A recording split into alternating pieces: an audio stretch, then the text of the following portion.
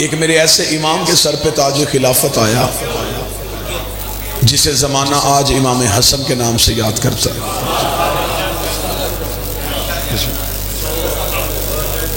اور خلافت والوں کے ہاں ایک ایسا خلیفہ آیا جو یزید کا بھی باپ تھا.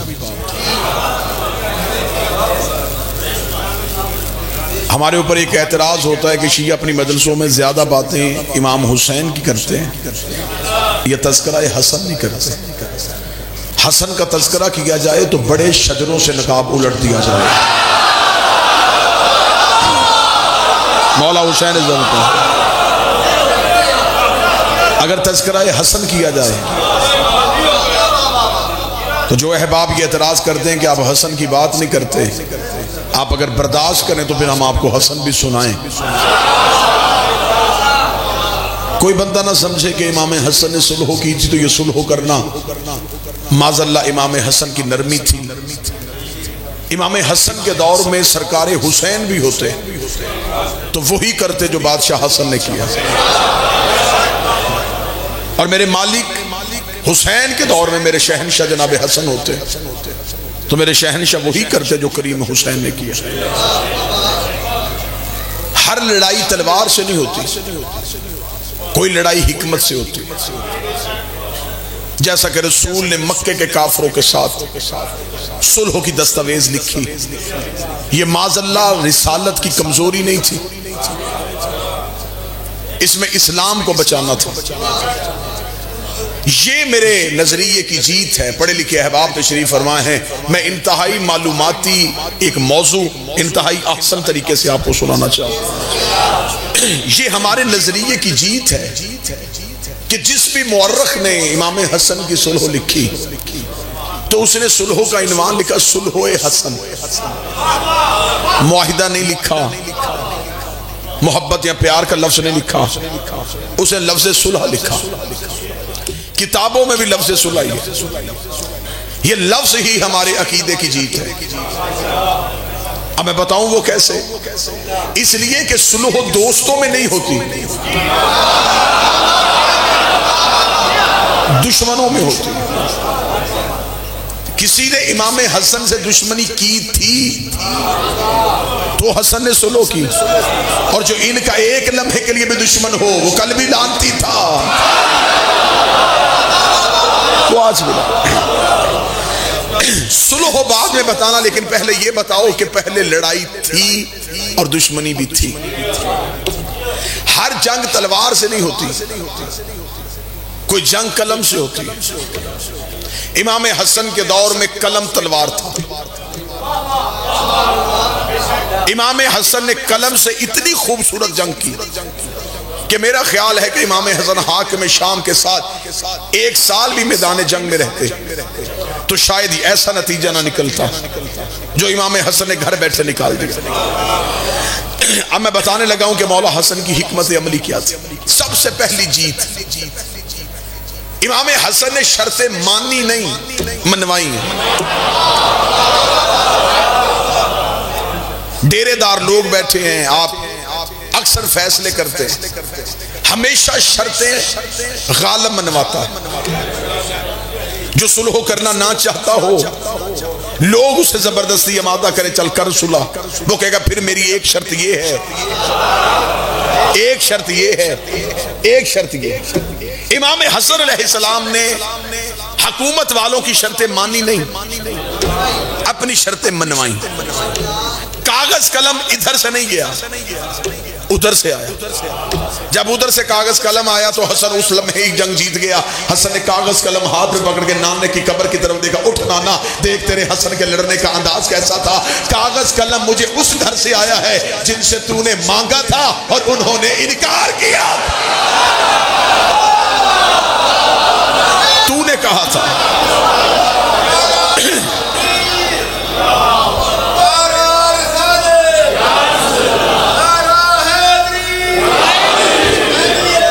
زندہ زندہ اللہم صلی علی محمد وآل محمد. کاغذ قلم انہوں نے دیا ہے جنہوں نے تجھے انکار کیا تھا. اب اگر آمادہ ہیں تو میں موضوع شروع کروں جی. امام حسن علیہ السلام نے قلم اٹھایا اور امام حسن نے پہلی شرط لکھی. یہ پہلی شرط نہیں تھی، یہ ملوکیت کا قتل تھا، یہ حکومت کا قتل تھا. امام حسن نے پہلی شرط لکھی، آج کے بعد حاکم شام قرآن اور سنت پہ عمل کرے گا. جو بندہ تاریخ سن لیتا ہے وہ بندہ سر اٹھائے. آج کے بعد یہ قرآن اور سنت پہ عمل کرے گا. یہ تخت کا بھوکا تھا، اسے حکومت کا لالچ تھا، اس نے جلدی جلدی دستخط کر دیے، لیکن یہ نہیں دیکھا کہ حسن کتنی بڑی جنگ جیت گیا. حسن نے یہ شرط منوا کے مورخ کو لکھنے میں مجبور کر دیا کہ آج سے پہلے نہ یہ قرآن پہ عمل کرتا تھا نہ یہ سنت پہ عمل. اس کا کوئی عمل قرآن اور سنت کے مطابق نہیں.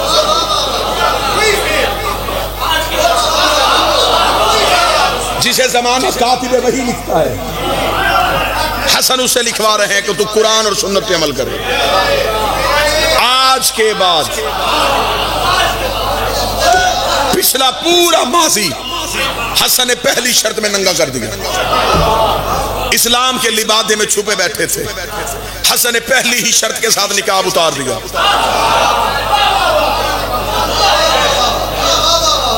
اب اگر انکار کرتا تو پھر بھی مرتا کہ کیا کہوں، نہیں کروں گا. مان گیا. اس کے پہلو میں بیٹھا تھا عمر بن عاص. اسے کہا وہ شرط منوائے اور ہم نہ منوائیں، یہ کیسے ہو سکتا ہے؟ صلح و برابری پہ ہو.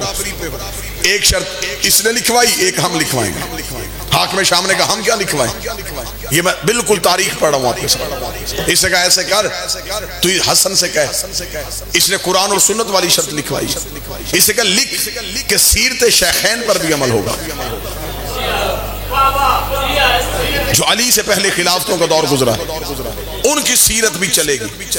صرف قرآن اور سنت نہیں چلے گا، ان کی سیرت پر بھی عمل ہوگا. جو چیزیں انہوں نے کہی ہیں وہ بھی مانی جائیں گی. حسن یہ شرط نہیں ماننے گا. جب حسن انکار کرے گا ہم کہیں گے تو پہلی شرط واپس لے، ہم دوسری شرط واپس لیتے. نہیں، اگر تو نے پہلی منوائی ہے تو ہماری دوسری مان. امام حسن کے سامنے انہوں نے یہ شرط رکھ کے کہا حسن کیا تو اس شرط پہ دستخط کرے گا؟ حسن مسکرائے، مسکرا کے سوچ لو یہ شرط لکھ دوں. انہوں نے کہا ہاں لکھ. حسن کہا سوچ لو میں لکھ دوں.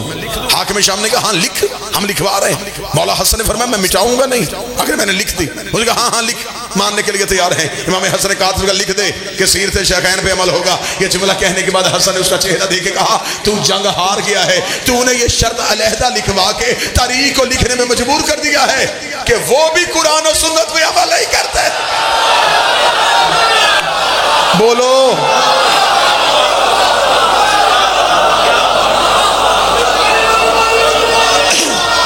بسم اللہ صاحب.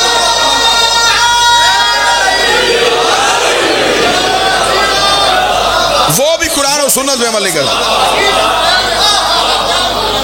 بسم اللہ بسم اللہ سے بادشاہ حسین عزت عطا فرمائے.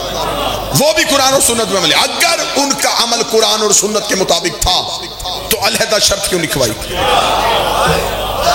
حکومت کے چہرے پہ موت کی زردی آئی، حاکمیت اپنی ہی موت مرنے لگی، ملوکیت اپنے ہی قدموں پہ لرزنے لگی. اتنا جملہ دیکھا حسن نے کہا اب تیرے قدم میں لرزہ آ گیا ہے، ہم آخری شرط لکھوائیں گے اور اس کے بعد کسی شرط کی ضرورت نہیں پڑے گی. امام حسن اس کی طرف دیکھ کر تجھے حکومت چاہیے، تجھے تخت چاہیے، تجھے تاج چاہیے، تجھے دربار چاہیے، تجھے شہنشاہیت چاہیے، تجھے بادشاہت چاہیے، یہ ساری شرطیں شہنشاہیت کے لیے مانگ رہا ہے. مولا حسن نے فرمایا تخت اور تاج میں تجھے دیتا ہوں، آخری شرط لکھوا رہا ہوں.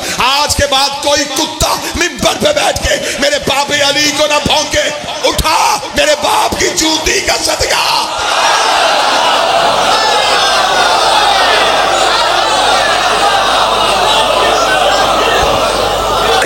آج کے بعد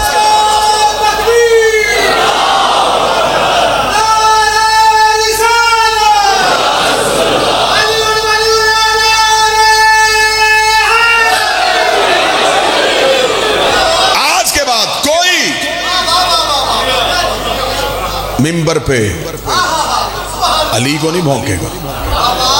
جو بندے چپ ہو گئے شاید ان کی تاریخ سے دلچسپی نہیں. جمعہ کے خطبوں میں مولا علی کو گالیاں دی جاتی تھی. وظیفے مقرر تھے مولویوں کے. تو تم نماز جمعہ کے خطیب ہو، تمہیں تنخواہ اس بات پہ ملے گی جمعہ کے خطبوں میں علی کو گالیاں دی، لوگوں کے دلوں میں علی کے لیے نفرت پیدا کر۔ مولا حسن نے تیسری شرط لکھوائی، حسن نے کہا حکومت دوں گا، آج کے بعد کوئی زبان علی کو نہیں بھونکے گی۔ جملہ پڑھوں، حسن نے حکومت کی روٹی کا ٹکڑا ڈال کے زبانیں خرید کے رکھ لی۔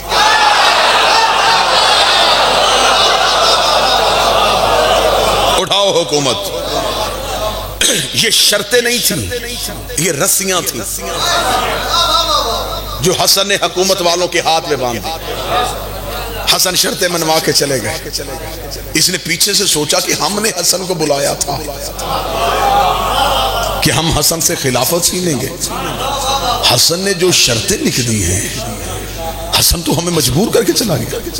اس کا کل دوبارہ حسن کو دربار میں بلا، اب تو حسن نے ہمیں حکومت دے دی ہے نا، کل تو میں خلیفہ بن جاؤں گا، تو خلافت کا تاج سر پہ پہن کے میں تخت پہ بیٹھوں گا۔ حسن کو بلائیں گے دربار میں۔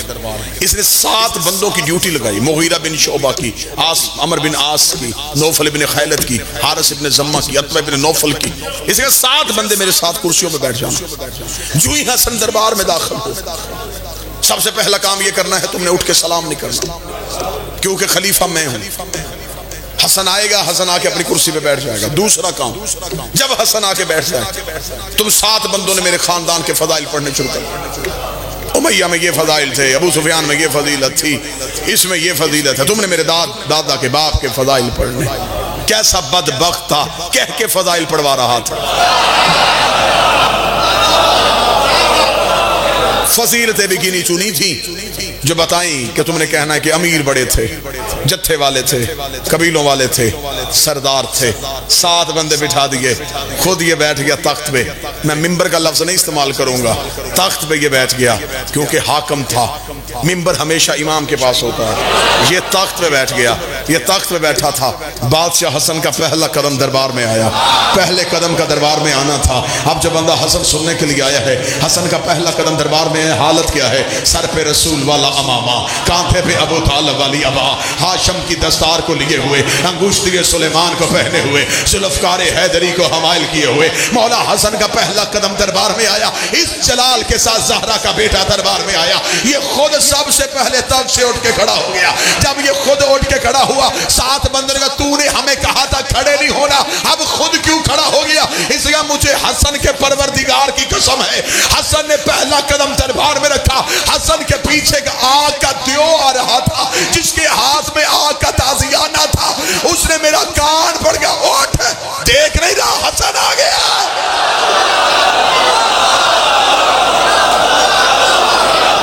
اٹھ کے کھڑا ہو،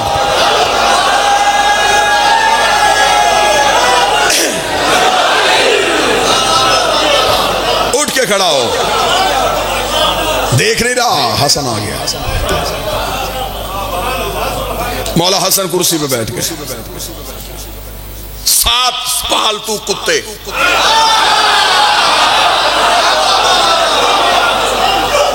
بھونکنا شروع ہوئے، اس میں یہ فضیلت، اس میں یہ فضیلت، اس میں یہ فضیلت، 7 کے ساتھ باری باری امیہ کے فضائل پڑھتے رہے۔ حسن مسکراتے رہے۔ زندگی توڑ کے دوں بابا جی، بادشاہ حسین کی قسم میرے مالک کے جملے پہ۔ جب 7 کے ساتھ چپ ہوئے، حسن اٹھ کے کھڑے ہوئے۔ حسن نے کہا میرے سامنے اس کے خاندان کے فضائل پڑھنے والوں، میں اپنی ماں زہرا سے لے کے حوا تک، اپنے باب علی سے لے کے آدم تک، ایک ایک کا کردار اور شجرہ پڑھتا ہوں۔ تم میں اگر کسی میں جرت ہے، میرے کان میں آ کے اپنی ماں کا کردار پڑھ کے سنا۔ بولو جو حسن کے نوکر بیٹھے ہو۔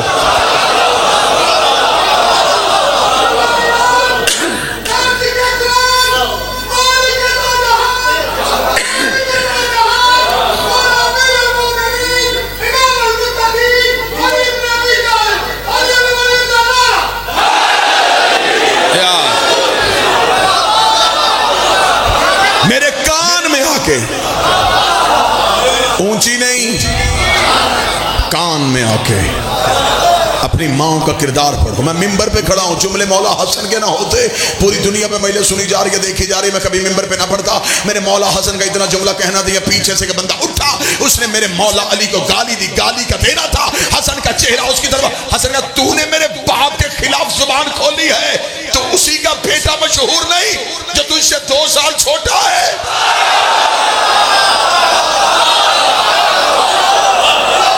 جملے میرے بادشاہ سے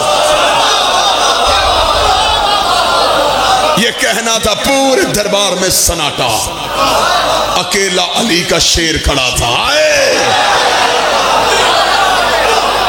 کون کہتا ہے کہ حسن کو لڑنا نہیں آتا تھا؟ جس کے شاگرد کا نام عباس ہو. اکیلا کھڑا میرا بادشاہ حسن, ساتھ کے ساتھ چپ, تخت پہ بیٹھے ہوئے اس کی زبان پہ بھی تالے لگ گئے. مولا حسن نے فرمایا, تم نے میرے سامنے اپنے خاندان کی فضیلت پڑھی. اوے عرب کے ٹوٹے ہوئے شجرے کے لوگوں, میں خطبہ پڑھ رہا ہوں مولا حسن کا. اے گندگی پہ اگے ہوئے پودوں, اے کرائے کے تانے بانے کے پکڑے ہوئے خوش آمدیو, میرے سامنے اپنے خاندان کی فضیلتیں پڑھتے ہو. میں بتاؤں میں کون ہوں؟ یہ کہہ کے حسن بولے, میں صفا کا بیٹا ہوں, میں مروہ کا بیٹا ہوں, میں منع کا فرزند ہوں, میں ذریت ابراہیم ہوں, میں نسل اسماعیل ہوں, میں شجرہ طیبہ کا ثمر ہوں, میں کعبہ کوثین کی منزل ہوں, میں سدرۃ المنتہا کی حد ہوں. یہ کہہ کے حسن بولے, میں یسوب الدین کا بیٹا ہوں, میں قائد غلم جلین کا بیٹا ہوں, میں فاتح دارین کا بیٹا ہوں, میں نقطہ باب بسم اللہ کا بیٹا ہوں, میں مولود حرم کا بیٹا ہوں, میں الحمد کے دل کا بیٹا ہوں, میں یاسین کے سر کا بیٹا ہوں, میں قرآن کے مالک کا بیٹا ہوں, میں حجاب حمد کا بیٹا ہوں, میں حجاب عزت کا بیٹا ہوں, میں حجاب جبروت کا بیٹا ہوں, میں حجاب رحمت کا بیٹا ہوں, میں حجاب رحیمیت کا بیٹا ہوں. یہ کہہ کے حسن کی آواز آئی, او مجھ سے مقابلہ کرنے والوں, میں اس کا بیٹا ہوں جو معراج کے پردے میں ادھر بولا تھا, اور میں اس کا بیٹا ہوں جو معراج کے پردے میں ادھر بولا تھا.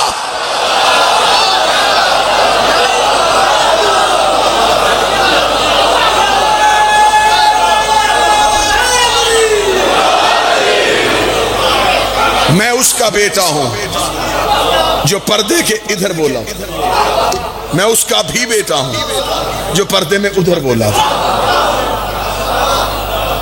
یہ کہہ کے حسن کی آواز آئی, مجھ سے مقابلہ, اگر میں چاہوں عراق کو شام کروں, تھک گئے ہو تو چھوڑوں, اگر میں چاہوں عراق کو شام کروں, شام کو عراق کروں, مشرق کو مغرب کروں, مغرب کو مشرق کروں, مرد کو عورت کروں. اتنا کہنا تھا, پیچھے سے بول گیا کیسے؟ حسن نے چہرہ پھیر کے کہا ایسے.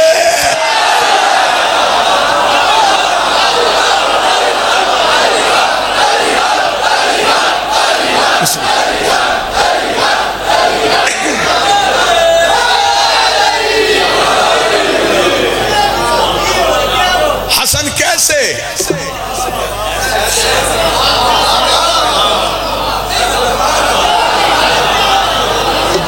اٹھا تھا بیٹھ گئی, آیا تھا چلی گئی. علی کا دشمن مردوں میں بھی بیٹھا ہو تو عورت ہوتا ہے.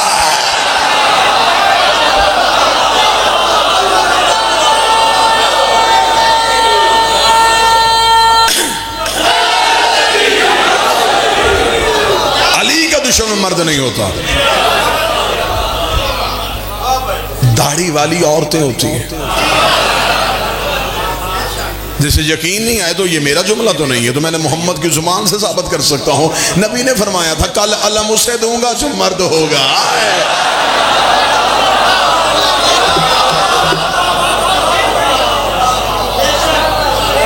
ہم چاہیں, یہ کہنا تھا دربار میں کپ کپی تاریخ. حسن دربار سے نکلنے لگے, دربار پتھر کا ہو گیا تھا, ہر کوئی سہما ہوا بیٹھا تھا. منہ کھولیں گے تو شجرہ کھول دے گا, اس کی بات ٹوکیں گے تو یہ جنس بدل دے گا. درباری ڈر گئے, جاتا ہوا حسن اکیلا تنہا جا رہے ہیں. بات تخت سے یہ اٹھا، اس نے کہا آخری وار کروں. اس نے سپاہی سے کہا جلدی آ. حسن پہلی بار میری خلافت کے دور میں آیا، سونا لا، حسن کے قدموں پہ ڈھیر کا سونا کا ٹوکرا لا کے اس نے حسن کے قدموں پہ رکھا، سونے کے سکے. حسن نے دیکھا پیچھے مڑا، یہ کس لیے؟ کہنے لگا حسن لے جا، میں ہندا کا بیٹا ہوں.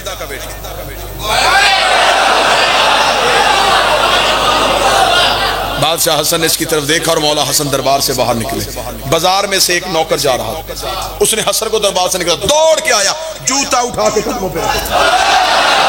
حسن نے سر پہ ہاتھ لگا، وہ سارا سونا اٹھا وہ تیرا ہے، وہ سارا سونا اٹھا تیرا ہے. حاکم شام دیکھ گا، حسن پہلے دیکھ تو لے. فرمایا چپ، میں زہرا کا بیٹا.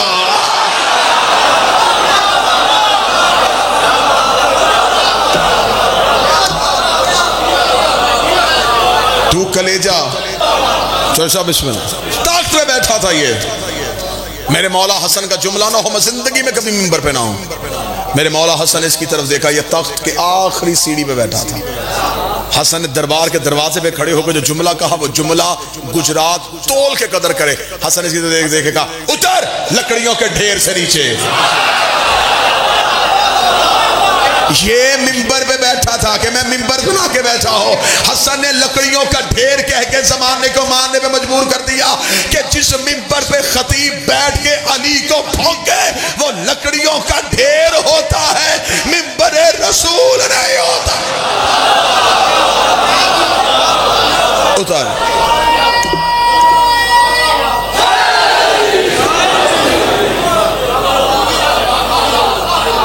تو نہیں جانتا کہ میں کس کا بیٹا ہوں. ملوکیت خاموش رہی حسن کے دور میں. حسن نے سر نہیں اٹھانے دیا کسی سازش کو. یوں حسن نے جکڑ کے رکھ دیا. سازشوں کا دور، مکاریوں کا دور، چالاک بازیوں کا دور. حسن نے سب کی زبانیں سیدھی، خاموش کروا دیا. حسن نے پورے ماحول کو. حسن نے خاموشی کا انقلاب برپا کیا. پھر ایک کربلا آئی. ہر حسن کے بعد ایک انقلاب ہے.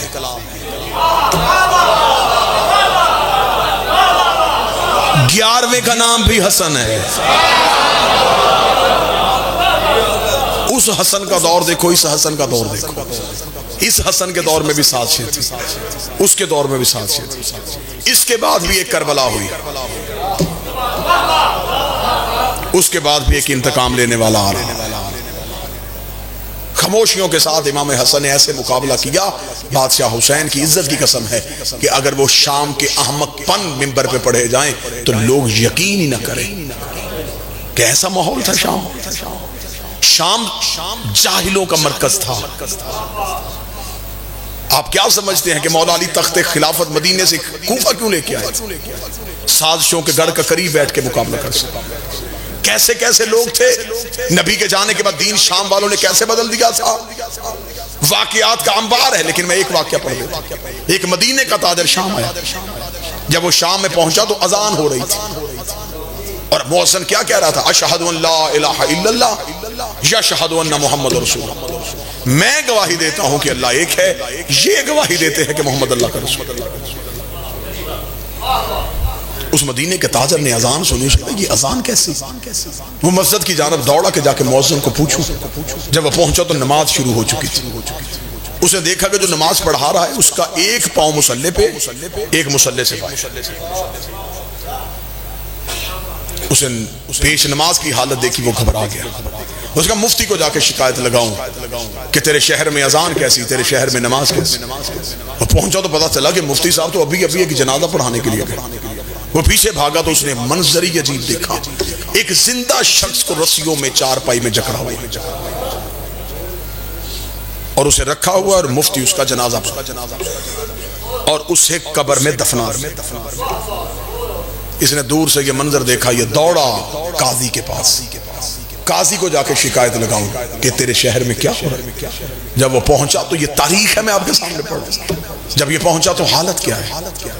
قاضی کے ادھر شراب کا جام تھا اور ادھر قرآن تھا. اور وہ ایک گھونٹ شراب کا پی کے قرآن پہ ہاتھ رکھ کے کہتا میں گواہی دیتا ہوں یہ شراب. اب اس سے کوئی برداشت نہیں، اور چیخ ماری اس نے کہا رکو اے شام کے جاہلوں، اتنا بدل دیا تم نے اسلام کو، میں مدینے سے آیا ہوں، یہ اسلام کی حالت کیا کر دی تم نے؟ انہوں نے کہا کیا ہوا؟ اس کا تمہارا مؤذن اذان دے رہا ہے یا شہد ورنہ. اسے کہ اس میں غلطی کیا ہے؟ ہم نے جو مؤذن رکھا ہے وہ مذہب کے اعتبار سے عیسائی ہے، ہم نے اسے منتخب اس لیے کیا ہے کہ اس کی آواز اچھی ہے، تو وہ اذان اپنے عقیدے کے مطابق دے رہا ہے کہ اللہ ہے، لیکن یہ گواہی دیتے ہیں کہ محمد اللہ. اس کا تمہارے پیش نماز نے نماز کیوں ایسے پڑھائی؟ اس نے کہا اس لیے پڑھائی کہ اس کے بدن کا جو حصہ پاک تھا وہ اس نے مصلی پہ رکھ لیا، جو ناپاک تھا اس نے مصلی سے اتار دیا. اس کا مفتی کو بلاؤ، اس نے زندہ کا جنازہ کیوں پڑھایا؟ مفتی کو بلایا گیا. اس کا 40 بندوں نے آ کے گواہی دی تھی کہ یہ مر گیا، میں نے 40 کی گواہیوں کو معتبر سمجھا اور میں نے جنازہ پڑھا. اس کا تو نے شراب ہاتھ میں اور قرآن پہ گواہی کس بات کی دی؟ قاضی نے کہا میری عدالت میں فیصلہ آیا تھا، کسی کے گھر سے شراب برآمد ہوئی اور وہ شخص کہہ رہا تھا یہ شراب نہیں سرکہ ہے، میں پی کے حلف دے رہا تھا کہ یہ شراب ہے. اس نے جب یہ حالت دیکھی تو وہ اسی حاکم کی دربار میں گیا، اس نے جا کے کہا خدا تجھ پہ لعنت کرے، ایسا بدل دیا تو نے اسلام کو. اس نے کہہ مار کے، یہ تاریخ ہے جسے مولانا مودودی نے بھی لکھا تھا اور لوگوں نے اس پہ کافر ہونے کا الزام لگا دیا تھا. حاکم شام نے دیکھے کہا دیکھ لیا شام کی حالت؟ اس نے کہا ہاں. اسے کہا مدینے جا کے علی کو بتانا، سوچ کے میرے مقابلے پہ میدان میں آئے، میں نے اسلام کی اتنی صورت بدل دی ہے. یہ جاہل اگر میرے کہنے پہ اسلام چھوڑ سکتے ہیں تو یہ پھر علی کو بھی چھوڑ چکے ہیں. کسی نبی کی ضرورت نہیں ہوئی شام کو فتح کرنے کی، اتنی گندگی تھی شام میں. زینب کے 4 خطبے فتح کر گئے.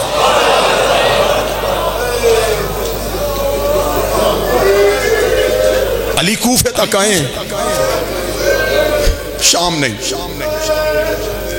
حسن نے مدینے میں بیٹھ کے سازشوں کا مقابلہ کیا، حسین کربلا تک رک گیا.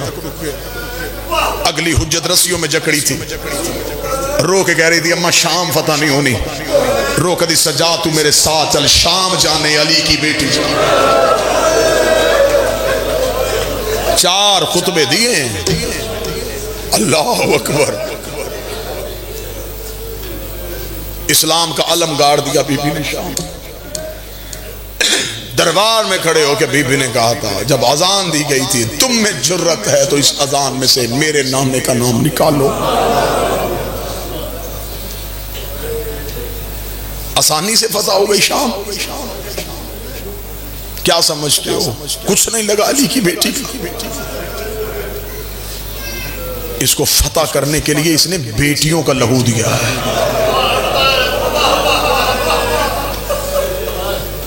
کربلا کا محاذ آسان تھا، بیٹوں کا خون لگا. شام کا محاذ مشکل تھا، بیٹیوں کا خون لگا. اتنی فتح کی ہے، ایسی فتح کی کہ اس کا بد کردار بیٹا یزید گھبرا گیا عالیہ کے خطبوں سے. اس نے آدھی رات کو دربار سجایا، سپاہی سے کہا بلا کے لا حسین کے بیٹے کو. سپاہی نے آ کے دروازے کا تالا کھولا.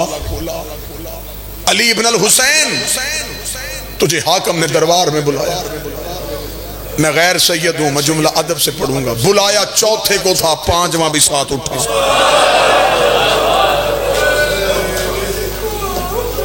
میری زبان پہ جملہ نہیں آ رہا، میں کیسے پڑھوں کہ کیا مجبوری تھی. جس کی ہائے نے نکلی چوتھے نے کمر سیدھی کی، 5ویں کے تلوے زمین سے اٹھ گئے. دونوں باپ اور بیٹا آدھی رات کو دربار میں آئے. میرے مولا سجاد نے دربار میں آتے پہلا جملہ کہا. مولا نے فرمایا بدبخت، پیشیوں کا کوئی وقت ہوتا ہے، تیرا جب جی چاہتا ہے تو میں بلا لیتا. یہ ملاؤن دیکھے کہتا حسین کا بیٹا آدھی رات کو تجھے اس لیے بلایا ہے، دربار میں کوئی نہیں، تنہا تجھے اس لیے بلایا، میں تیری قید آزاد کرنا چاہتا ہوں۔ قیدیں آزاد کرنے کا نام آنا تھا۔ میں نے خود بادشاہ کی ولایت میں بی بی کا حق پڑھ کے جیلیں کاٹی ہیں، مجھے خبر ہے قیدی کے لیے رہائی کی خبر کتنی اچھی ہوتی ہے۔ جب اس نے کہا نا میں تیری قید آزاد کرنے لگا ہوں، اب میں دیکھوں گا کہاں سے ہائی کی آواز آئے گی۔ سجاد رو کے کہتے میں جاؤں کہاں؟ رہائی انہیں اچھی لگتی ہے جنہیں دروازے پہ کوئی لینے آیا ہو۔ سجاد رو کے کہتے مجھے صرف اتنا بتا میں کہاں جاؤں۔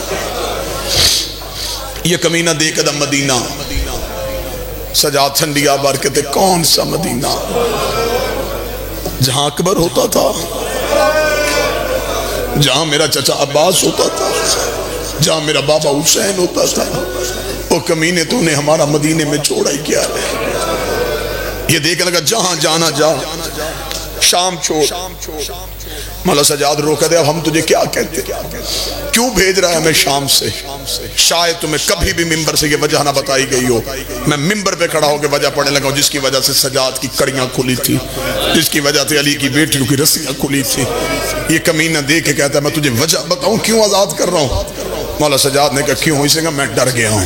جب کہا میں ڈر گیا ہوں، سجاد کی آنکھوں میں خون آیا۔ فرمایا تو نے محمد کی شکل گھوڑے سے گرائی، تجھے ڈر نہ لگا؟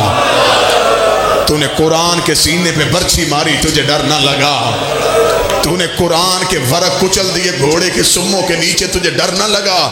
تجھے اب ڈر کس بات کا لگا؟ جو سید بیٹھا وہ ہائی کر رہا، یہ دیکھنا اب میں اس لیے ڈر گیا ہوں، وہ جسے تھوڑے دن پہلے دفنا کے آیا ہے نا، اس کے رونے کی آواز اب بھی آ رہی ہے۔ تیری بہن معصومہ کی چیخوں کی آواز مجھے سونے نہیں دیتی۔ یہ کمینہ کہتا ہے میں بستر سے تڑپ کے اٹھتا ہوں، کبھی اس کونے سے رونے کی آواز آتی ہے، کبھی اس کونے سے رونے کی آواز آتی ہے۔ ساری رات تیری بہن کی چیخوں کی آوازیں آتی ہیں۔ مجھے ڈر ہے کہ کہیں میرے اوپر عذاب نہ آ جائے، تو شام چھوڑ دے۔ مولا سجاد نے کہا پھر فیصلہ میں نے نہیں کرنا، کس نے کرنا ہے؟ جو زندان میں۔ اس کمینے کی آواز آئی تو حسین کا بیٹا نہیں؟ فرمایا میں بیٹا ہو کے وارث نہیں، وہ بہن ہو کے وارث ہے، وہ شریکت الحسین ہے، فیصلہ وہ کرے گی۔ اسے کہ میں انتظار کرتا ہوں ماں سے پوچھ کے آ۔ آدھی رات کو سجاد زندان میں واپس آئے، ریت کے مسلح پہ بیٹھی تھی علی کی نمازی بیٹی۔ سجاد نے ماں کے تلووں پہ ہاتھ رکھے گا اماں یزید قیدیں آزاد کر رہا ہے۔ سجدے سے سر اٹھا کے کہتی اس سے پوچھ شام کی عورتیں تھک گئی ہیں؟ شام میں پتھر ختم ہو گئے۔ اما وہ کہتا ہے کہ مجھے معصومہ کے رونے کی آوازیں چین نہیں لینے دیتی۔ بی بی رو کہتی نا سجاد میں ایسے شام نہیں چھوڑوں گی۔ حسن نے اس کے باپ سے شرطیں منوائی تھی، میں اس سے شرطیں منواؤں تاکہ تاریخ لکھے علی کی بیٹی فاتح بن کے گئی تھی۔ میں رحم کی وجہ سے نہیں جا رہی، میں فتح کی وجہ سے جا رہی ہوں۔ اما کون سی شرطیں؟ بی بی نے سید الساجدین کو شرطیں بتائیں۔ بادشاہ دربار میں واپس آئے، ملعون میری ماں نے چند شرطیں بھیجی۔ اسے کہا بتا کون سی؟ مولا سجاد کی آواز ہے پہلی شرط شہداء کے سر واپس چاہیے۔ اس نے کہا دے دوں گا، جس بھی حالت میں۔ کاش میرے پاس جرت ہوتی میں تمہیں حالت سناتا، جس حالت میں ہے میں دیتا ہوں۔ دوسری شرط مولا سجاد کی آواز آئی 3 اونٹ چاہیے۔ میں نے 3 کہا، کہیں سے چیخ کی آواز نہیں آئی کہ سجاد لے کے 3 آئے تھے۔ 53 محملوں کا قافلہ 3 پہ واپس گیا۔ جزلم کا بیٹا بشیر مہاری کی صورت میں چاہیے۔ اس نے کہا وہ بھی دیتا ہوں۔ مولا سجاد کی آواز اگلی شرط شام میں ایک مکان خالی کروا۔ یہ دیکھا تھا جب تم لوگوں نے رہنا نہیں کرنا کیا ہے؟ سجاد رو کہتا میری ماں کہتی ہے میں نے بھائی کی ایک مجلس کروانی ہے، میری صف بھائیوں کی ماری گئی، مجھے رونے کسی نے نہیں دیا۔ شام کی عورتوں کو اکٹھا کر اس مکان میں علی کی بیٹی بتائے میرا باغی نہیں میرا نمازی مارا گیا. میں قید خانے میں ایک مجلس کرنا چاہتی ہوں، حسین کا ماتم کرنا چاہتی ہوں، حسین کو رونا چاہتی ہوں. آخری شرط پڑھ کے میں ممبر چھوڑوں گا. مولا سجاد نے آخری شرط پڑھنے سے پہلے سجاد کی آنکھوں کا لہو اتنا تیز ہو گیا، باقر نے بابے کا ہاتھ پکڑا، رو کے کہا بابا حوصلے سے شرط سنا، حوصلے سے شرط سنا. یہ کمینہ تک سے اٹھا، اس نے کہا حسین کا بیٹا میں نے تیری ساری شرطیں مان لی ہیں، اب کون سی ایسی مشکل ہے جس کے لیے تو اتنا رو رہا ہے. سجاد نے چہرہ دوسری طرف کیا، رو کے کہا میری ماں کی چادریں مجھے واپس کر، قرآن کے خلاف مجھے واپس کر. اتنا جملہ کہنا تھا، یہ کمینہ دے کے کہنے لگا ہر شرط منظور ہے، یہ منظور نہیں. 36 ملکوں کی فوج نے لوٹا تھا، علی کی بیٹیوں کا خیمہ جس کے ہاتھ جو آیا وہ لے کے چلا گیا. سجاد رو کے کہا بر کے واپس کر، یہ دیکھ کہا کرے گا کیا. سجاد رو کے کہا سیدھا کربلا جاؤں گا، عباس کی قبر پہ رکھوں گا، رکھ کے کہے گا اٹھ غازی دیکھ میں چادریں واپس لے. اللہ لعنت اللہ علیکم الظالمین.